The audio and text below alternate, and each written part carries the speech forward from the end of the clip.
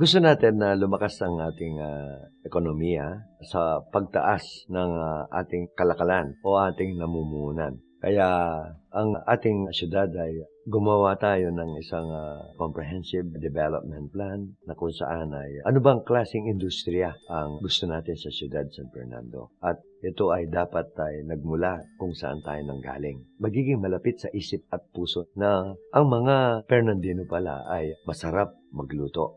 So, kinikilala tayo na ang masasarap na pagkain, ang masasarap na kakanin ay nandito sa siyudad San Fernando. So, ang industriya natin ay magmumula kung ano ang pinanggalingan natin. Sa pamamarang ito ay makikilala ang ating siyudad at yan ay iikot na ang ating ekonomiya.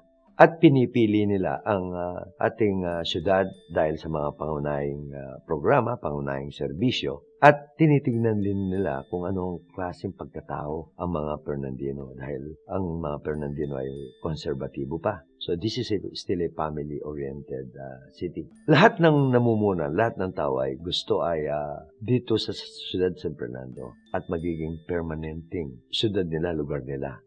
Palalakasin natin ang ating kaban, magkakaroon ng maraming trabaho at makakatulong sa lahat at pati na yung mga kalapit bayan natin.